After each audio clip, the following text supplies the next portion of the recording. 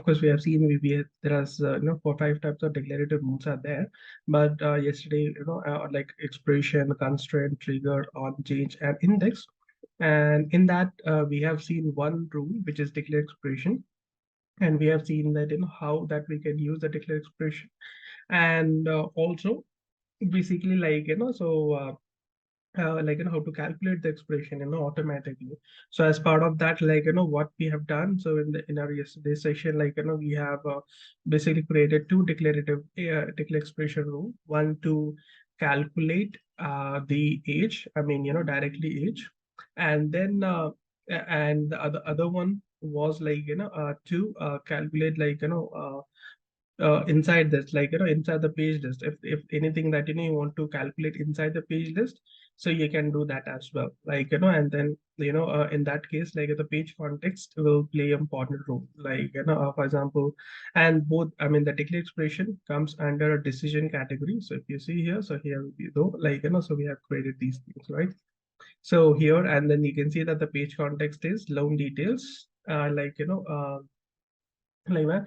And then age is again, and then you can choose whatever the functions that you want, based on this again icon. If you click on it, and then you can choose the appropriate function which you want to use. If you want to calculate age there, or you want to calculate total, let's say leaves, let's say total leave that you want to calculate based on that user entered value. For example, if I select from date as 20th February and due date is at 2nd of March. So total days, should get calculated automatically. So all that things we can do that. All that based on the requirement, you just choose a proper function, and then or just click on the browse button, and then choose a proper function, apply it, and then that's it.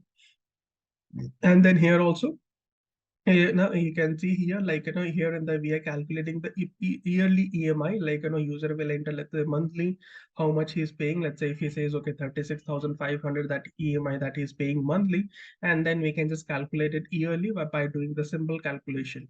And so we have seen that why have we used this to int a function, because EMI property that I have created as a text. So if you try to differentiate, let's say if you want to say A minus B, then A and B both you have created as a text property. So if the Pega will throw an error, or if you or A minus B or A into B, like that. So that multiplication, if you, or multiplication, division, or that whatever that you do it, the Pega won't be able to do it, if the property type it text.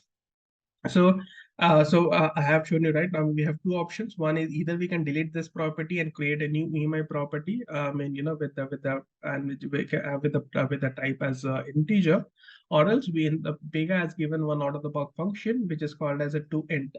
And then that's it, our job will be done. So whatever the value that Pega we enter here, the Pega will convert that into integer, and then the integer into 12. That can easily happen at that. So that so you can easily, so now whatever the user enters the EMI, let's say if he enters 60,500, like that, so we can we can get that yearly that we are paying 4,38,000.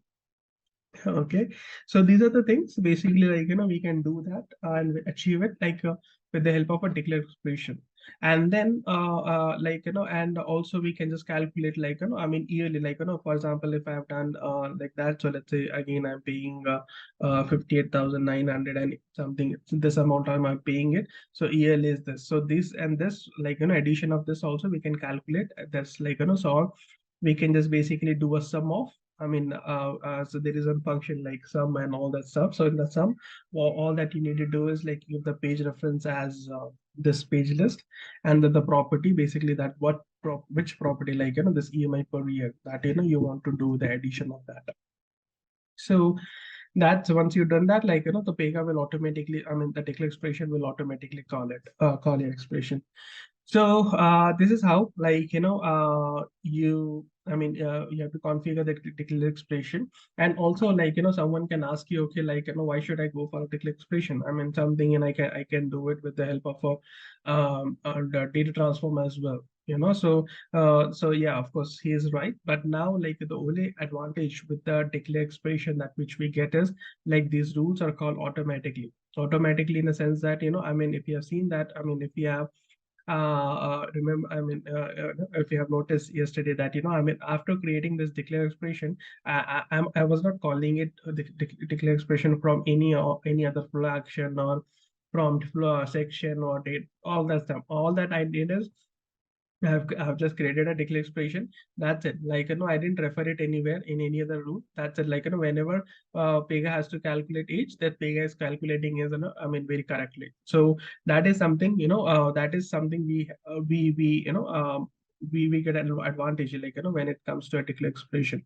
But whereas if for the data transform, like, we have to refer that rule, like, somewhere, like, on change of that property, we have to refresh the section, and then after that, we have to call that data transform. So if based on a requirement, I mean, if you want to calculate that expression automatically, like somewhere if that declare expression, if but suits for your condition, I mean, that suits for your requirement, I mean, just go for it. I mean, or else data transform. So again, I'm not saying that always you have to calculate with the help of declare expression, but sometimes like, there you'll come across some situation where in which like, where in which, like, I mean, your declare expression, won't will not, like, will not be helpful, basically, like that. So, or like, data transform will be the best rule, for that requirement. So again, depending upon your requirement, you choose the best rule. Like, for example, we have decision table, decision tree, like that, right? So based on your requirement, just choose the best one, like which one that you want to take, decision table or decision tree, or property type as a page list, page group, that which one that you want to do it, that, I mean, just choose the best rule, basically, or type. So this is what that, we have seen it yesterday. Okay, so now today we will talk about declare constraint. Again, a very simple rule, nothing, so one thing, like declare constraint. So whenever the name starts with declare, that means it will also call automatically. Okay, but it will not calculate your expression, but what will it do is it will validate your details. Validate your details. So of course we have seen validations, right? I mean, in one of the sessions we have covered validations, right? I mean, we have covered the client side validations and the server side validation. So in the client side validation, we have covered that required, like, which will make it as a required, right? So if we run the process, so like something, right? I mean, we can make it to required. So now if I'll make it to blank, and then immediately if I'll keep a click on somewhere, like, out of that field, so the immediately I get an error saying that, this date of birth cannot be blank. And then on the similar way, like, we have seen that edit validated rule too, right? I mean, let's say in the property name, property number, sorry, in the phone number, if I have given a edit validate in the advanced tab, I've given edit validate as valid phone number. If I didn't enter the valid phone number, I entered something, like this, some string, then immediately I'll get an error message saying that, please enter valid phone number, like that. But whereas, but sometimes, your requirement, so these are called client side validation. And then so server side validation is like, let's say for example, I mean, the client will say that, okay, now I want all the errors on click of the submit. Whenever the user will try to submit the screen, at that time, I want all the error messages to be shown to the user. I mean, before that, whatever, even if the user didn't enter the proper date of birth or a wrong phone number, instead of, in the phone number user, I've entered some a wrong string, or, like that, or email ID, the user has entered 123 instead of, like, proper email ID, like that. So all that thing, or even if the required field also, everything, like, I want to display it on this, like, on click of the submit. So in that case, that is called as a server-side validation. So as a server-side validation, we have seen one rule, which is called as a validation validate rule, where in which Java code is not needed, but, like, we have to refer that validate rule inside the flow action. Okay, so that's something, like, we have seen that. So okay, so okay, so these are the validations that we have learned till now. So today we'll talk about another validation rule, which is called as a declare constraint. So which is again a declarative rule. I mean, that means it will call automatically. Again, this declare constraint, after creating this, we don't have to refer it anywhere. Like, I don't have to call, like, validate rule, right? I mean, if it's edit validate rule, either I have to call it from the validate rule or the property, or if it's a validate rule I've created, then that validate rule I have to refer it in the flow action, then only the Pega will validate your details. But whereas once you do this declare constraint, so, like, You don't have to refer it in any section, flow, action, flow, case type like that. Okay, so it's your validate your details, and it's a client side validation, not a server side. I mean, immediately you'll get an error message like, if you don't follow or you didn't enter the proper details, based on this. Okay, so it is client side validation. So like that. So now let's see, like, what it does, like how it will validate. So now let's say as per our requirement, uh, okay, as per our requirement, okay, now let me add quickly one field as gender over here.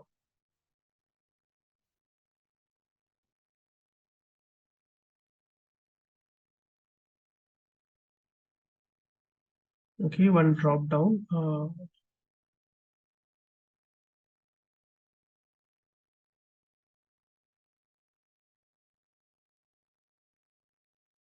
So I'll say it as gender. Okay, so in the gender, I'll say it as it's a local list. Or let's say like male, female, and then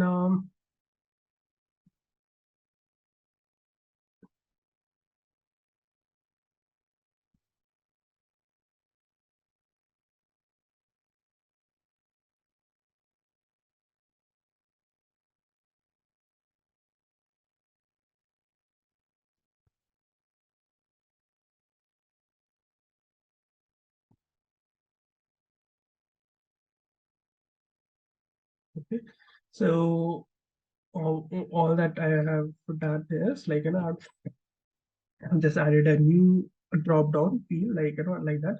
And now let's say let's verify that, like let's say if I'll select male, and if the age is let's say less than 21, and then I have to throw an error message saying that, okay, no, like I mean, you're not eligible for taking a loan. And let's say for female, like the property is if the age is less than 18, like that, like if like that, so then I should throw an error message saying that, I mean, this is not true, or this is like, you cannot take a loan, like that. So let's configure that. So now let's so for the declare expression, like if you have to calculate, so I've shown you, right? I mean, there are two ways. One, that either you can directly create an declare expression from here, or else you can directly go to the property and directly do a right click, and then you can see that define expression, the third option basically. So this is the one. So I just suggested you, like better to go for here, because automatically the Pega will fill this target property, and as well as the page context. So we don't have to be worry about what to fill in the page context and all the stuff. The Pega will fill it for us like that. If we do from here.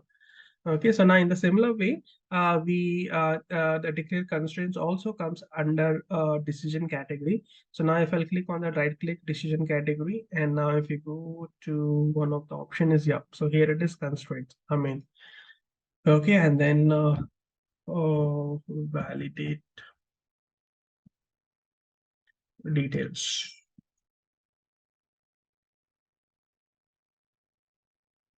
That's it. So this is how your validation rule looks like.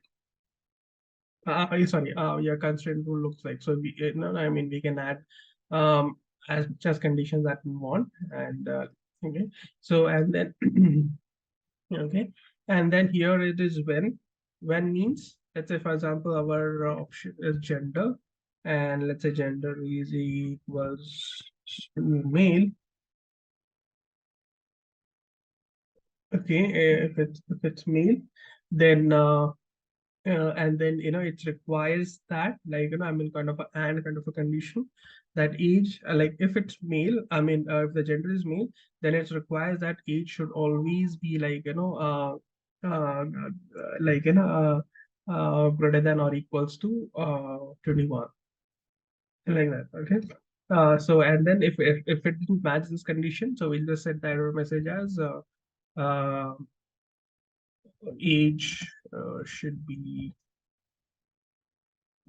greater than 21 for me. And on which property that you want to show this error message, that you want to show it here. So now let's say I want the property on gender only. Okay, now I'll just save it. And on the similar note, we can just add end condition for females too. Okay, so now just I'll save it. And now the again, like as I said, right, declarative rules are also sorry, declarative constraint is also will also it's a declarative rule as kind of one type of a declarative rule which will call automatically. So that means that after creating this declare constraint, I don't have to refer. I don't have to refer this in any of this rule like in any other rule basically. So automatically whenever you play with this gender or age, or play with means like whenever you just change these two properties, Pega will automatically evaluate, okay, like I mean, if there is a declare constraint written in the backend, the Pega will automatically just check these conditions and throw this error message if these conditions are not matching. Okay, so now let's see whether it's doing or not. So, but declare constraint again, like it's very rare that it happens that we go for it. I mean, so till now, in very less projects that I've seen that we have configured the declare constraint, because most of the time we just validate the details either with the help of mostly with the validated rule, and then using an activity also, like we can just set that error message and all the stuff. So all that stuff, but just for your knowledge, like just wanted to or just wanted to like familiarize with all the rules of Pega basically. So and then now let's say here it is. Okay, now let's say I'm selecting male, and so age is this. Okay, so here, okay, so like, I mean, of course, you can say that like when I clicked on continue, I mean, it's something like, so you can see that like I'm getting an error message that, age should be greater than, 21, for male, like that. And on the similar note, I mean, so all that we can do is like, I mean, because we have to refresh the section, like, somewhere just you have to just place the logic that whenever that, you're changing these two field, like, you have to refresh it. Okay, so now let's say I'll just change the age to something, okay? And now the age is 31. And now let's say I'll refresh this.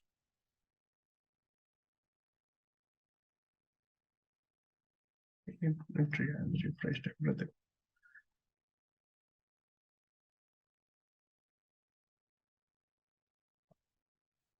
Okay, so it's 22, so it's not so any errors. Oh, it did okay. Okay, so here like I guess my conditions are went wrong. So 22 and this is equals to male, it was okay, yeah. So it's yeah, the condition was like I mean it requires that the age should always be like I mean like that. So basically like whatever that you can just do that. Let's say the age should be greater than or less than 21. So here again, okay, I guess some conditions, I don't know, I'm placing it wrong, but like all that idea that I wanted to give is this is how like you have to configure the declare constraint. And on the similar note, you can just configure the other rules too. So and here if you want to call some functions and everything, for example the date time, right? So if it's date time is future past, so that all the things you can configure here as well. So like that. So and and then so it's simply like this, like so here again that you just calculate that for a female, gender is equals to female and all the stuff, and then requires that some particular condition, and then and after that just see it's like what function. So it's the same function that Pega is showing here, like which you have no, or which you see it on the validation basically. So so this is again like it's very much related to the validation. So as I said, like very less it happens that we go for it, but mostly that we just validate our details using the validate rule and all the stuff.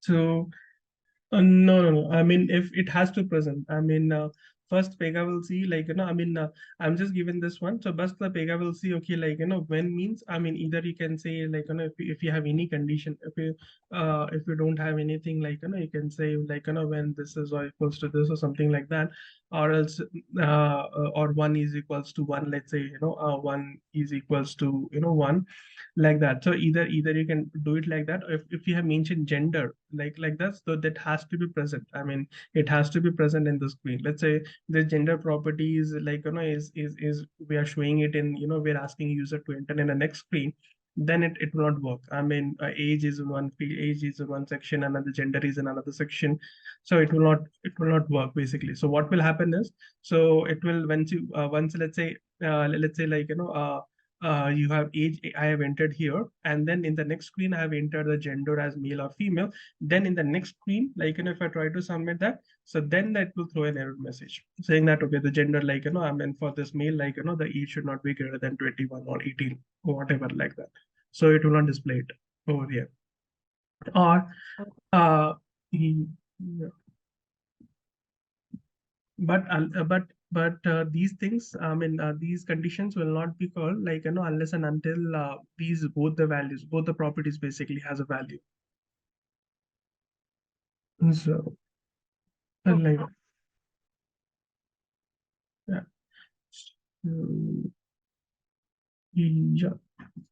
So this was like, that. So okay, basically, like, this is what, like, we have as a declare constraints too. So uh, So the next topic, which I wanted to cover, I mean, these things, like, the declare trigger, on change, and index, I'll not cover as a next topic, because for these because for these three things, first, we have to familiarize with the two rules. For index, we have to familiarize with reports, what reports are, and for declare trigger, we have to, like, familiarize with the activity rule, like, which is again a very, very important rule. Like, of course, a Pega doesn't recommend us to write activity these days, but there are many situations, like, we have to write activity, like, there is no alternative for it. Okay, because basically the activity, I mean, the Pega recommend is that, whenever that you have to use activity, so better, just see whether that, you can implement that, with the help of a data transform. If you can implement the same requirement with the help of data transform, so just go for the data transform. Otherwise, like, don't go for this activity rule. Okay, but we'll also cover the activity rule, because without an activity, because there are many situations, like, we have to write an activity, I mean, like that. So these are the things. So first we'll cover this activity reports, and then, we'll go on to these trigger, what is on change, and index. Again, these three rules are again very important rules. Like I said, right? I mean, if I rate these declarative rules, so we use declarative index, again, a very important one. On change we use it, trigger we use it, expression we use it, but declare constraint is something, like, I mean, hardly, like, out of 100, like, you will use only for 1 to 2 times or 5% scenarios that you'll go for this declare constraint. But in these particular trigger index, you'll see it, like, mostly like 90% of scenarios that, will be requirements that we get as from the client, that, we have to use these rules basically. So but yeah, the next topic that I'll be picking here, like, is a work group basically. Okay, so uh, already we know about, so already, and today, tomorrow also, like, today and tomorrow, like, I'll dedicate this to a work group, and basically, like, routing, routing the task to work group. Okay, so these are the things. So so in a one day, basically, like, I just make sure that, I don't cover, like, like everything, one day. So it's like, slowly I just, love to cover that any topic basically. So, and then work group. Okay. So work group is something like, for example, already we have heard about. I mean, already we have discussed about routing, right? And the routing, what we have seen is, we have a work list, work queue, right? So, and there is, in the similar way, we have something called as a work group. So just imagine a situation like, okay, now let's imagine we are a team. Okay, and then we are a team of like, let's say like we are a QA team, and let's say we four of the QA team member, and then one of like we will have like one manager, right? So like that's the group of team basically, right? I mean like one it's a group like a work group, or it is also called as teams these days. I mean from the newer versions, teams. Okay, the teams, I mean I mean in the simpler terms, like what is a team? Team is like a group of members or people, right? I mean and then and will there will also be a manager also involved in the team. So like that, in the similar way, I mean we can also create a work group, and work group for, let's say we can just create work group for different department. For example, that we can create a work group for IT department, and then let's say we have a HR department work group, and then and admin department work group, like that. So that whenever the work comes to our application, so if it's IT related work, then I mean we can just specify that, okay, like we'll just take the correct work group, and then we'll just route that to the correct person basically. So in the IT department also, let's say the people are working under Pega, then Java, and then other people are working in .NET. So the people, based on that conditions and everything, like I mean skill sets, like we can just decide, okay, if the task is related to Pega, then route it to that only person who has a skill of Pega basically. So all that thing basically we can just configure it in our operator ID. So if you'll see, open your operator ID, and if you go to the work tab, and here you can see that, right, team. Okay, so that is what it is, nothing but it's called as a work group. Okay, so don't get confused, like so if we are using, so the reason why I'm making you familiarize with the older terms also, because as I said, right, so I mean there can be chances wherein which, like I mean if you're in the Pega project, or if your team member is very started working in Pega from older versions, like like I have started working in Pega like from 5.5, now it's 8.9. So in the older words, still, like like we we still sometimes we use the old terms only instead of saying the new terms. So like that. So okay, so this is a team basically, like I mean which team that I belongs to. Okay, then and then what is my skills? Basically, the skills means, let's say I am a Pega resource.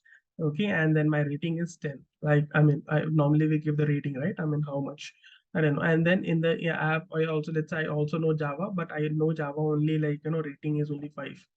Okay, like that. So something like I don't know the Java very fluently, like, or very efficiently and all that stuff. So it's like that. Or the skills, now normally we give that English skills, like I can speak English, okay, 10 out of 10. But if when it comes to a French or German, like I'm like only, like I'll rate myself only 1 there. So like that. So whenever we route the task based on this work group and a skill, so the Pega will check, okay, like okay, if it's English related task, then if okay, the Pankaj just has it, okay, let's route the task to Pankaj. Else route the task to someone else, like who has like mastered it and that. Okay, so like that. So now already, the whenever you create any application, so like the Pega will create one of them. So already there is a tech team, it's already there is a work group. So okay, so I'll delete this one. Okay, and then create so Pega will create something like this default one, like that. So whenever you create an application, but let's create a new one. So okay, let's say as a loan type.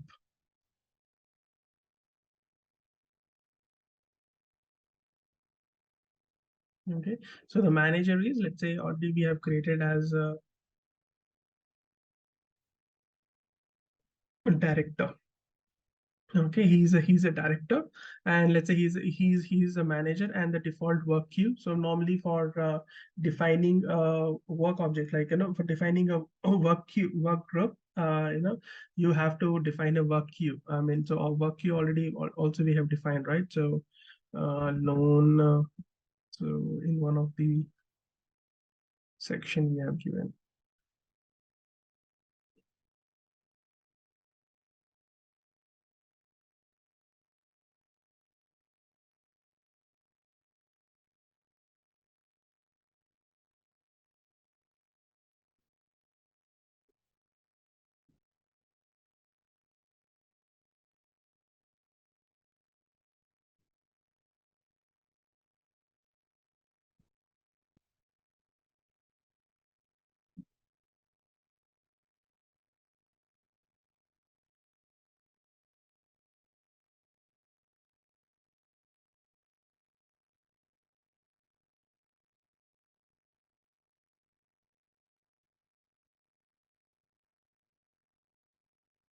Yeah, approval flow.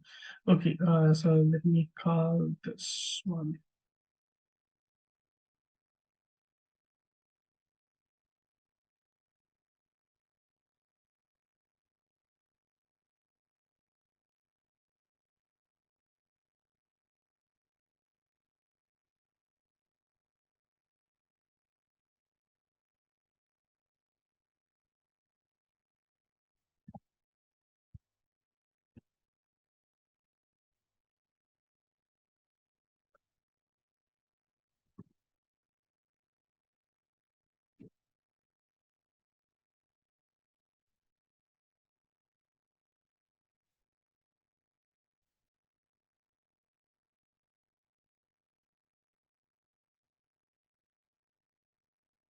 Okay, I'm just searching for the work queue that which we have already created.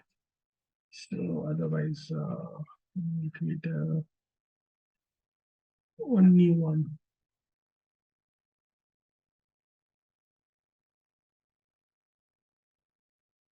Yeah, this is the one, right? Which we have created on February 15th. Yeah. So I'll use the same one to work queue, which, yeah, yeah. So this is the work queue, and then the manager name is, let's say, he's a director, and now let's say I'll save it. That's it. Like, and I don't have to do anything else. And that's it, like the work group that has been designed, defined. Okay, and then just close all that. And then whether like, and then the loan type, or let's say like, you can just choose like, or either I can create a work group as like, as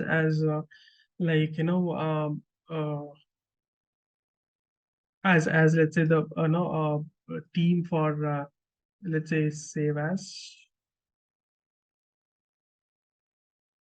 this to educational loan,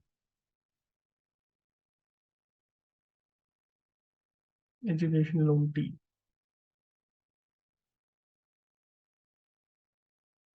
Okay, and then here like, I can just give it, okay, he's a director for the education loan team. And then in the similar way, we can just say that, okay, personal loan team.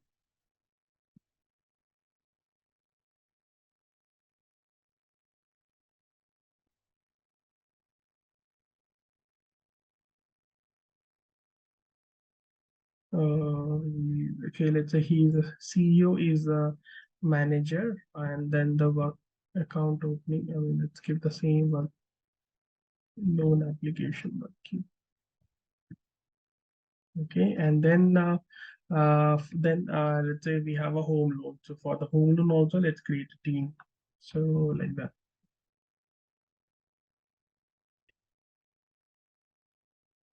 So now I have created three work groups. So now let's say in this case, like he senior manager, and then again give the same work queue. That's it. And then I'll just create this loan type one. I'll delete this. This is not needed. Okay, so now what I've done is like, I've created three teams. Basically, one team will handle the only loan related to home loan, and then if the cases comes related to personal loan, then the other team will handle it. And the education loan, like, again, there is a separate team. So then what we'll do is like, so in our organization, like, so whenever, let's say in the bank, like every employee, like, will have their operator IDs, right, credentials. So there basically we can define, okay, like, who belongs to whom, basically like, which team, like, whether he belongs to that XYZ team, loan team, which loan team, like, whether he belongs to educational loan or personal loan or home loan, basically. So that we can define it in the operator ID. So now let's say I belongs to I belongs to, let's say I'm a specialist of or I belongs to basically like, education loan. So education loan team. So I'll just save it. That's it. And so now like, from 8 version onwards, basically like, we can basically like, we can I can belongs to multiple team also. I mean, let's say I'm working in educational loan team, as well as I'm also handling the cases of personal loan too. So that also we can do it, you know. So that also is optional. That one I can belongs to multiple team members too. I mean, which can happen, right? In the real time also can happen. So so that is also possible. For now, let's say I belongs to only one team, which is educational loan team. That's it. So that's it. That's the only thing that I wanted to cover. And then maybe like, you know, tomorrow, like, you know, we'll see it. Like, you know, I'll take it forward. I mean, the tomorrow session, like, you know, I mean, how basically like the task gets created. So tomorrow, basically, like, you know, I'll create few more work operator IDs, and then I'll distribute among like, you know, I mean, what I'll be doing tomorrow is like, you know, so in the routing ones, like let's say for example, educational loan. So in the educational loan, let's say like, you know, there are A and B.